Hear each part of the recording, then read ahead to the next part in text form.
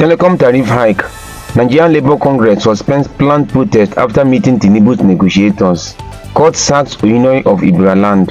FEC approves 4.8 billion naira for HIV treatment amid US policy shift.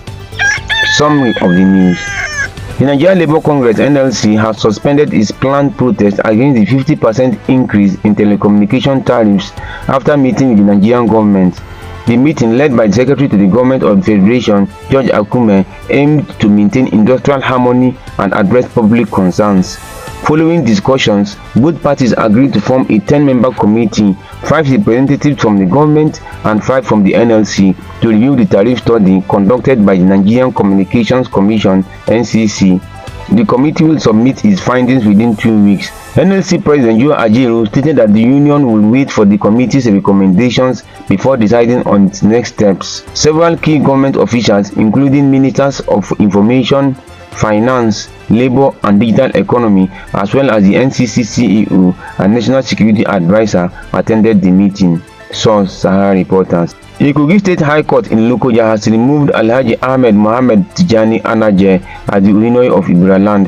Anaje was appointed by former Governor Yahaya Bello in January 2024, just before leaving office. Justice Salisu Umar of High Court 6 ruled that Anaje must stop presenting himself as the paramount ruler of Ebira land. While the full details of the judgment are yet to be released, the case was filed by Dr. Barnabas Adeku Ojia and 2 others against the Kogi State Governor. Attempts to reach Anaje for comments were unsuccessful as his phones were switched off. Source: Leadership Newspaper. The Federal Executive Council (FEC) has approved 4.8 billion naira for the procurement of 150,000 HIV treatment packs, ensuring continued care for people living with HIV in Nigeria.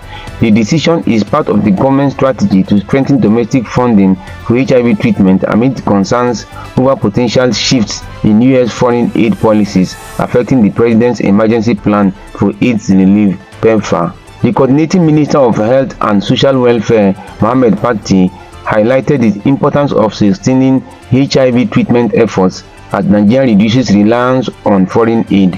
While PEPFAR has provided significant funding for HIV treatment in Nigeria over the years, recent US policy changes temporarily suspending funding. However, US Secretary of State Marco Rubio later granted an emergency humanitarian waiver allowing PEPFAR to continue operations in 55 countries, including Nigeria. To address potential funding shortfalls, the Nigerian government has set up a committee comprising several ministries and the Governors Forum to develop a transition and sustainability plan. The goal is to ensure uninterrupted treatment for patients, reduce dependence on international donors, and strengthen national health systems through domestic funding. Source: Premium Times. Follow for more.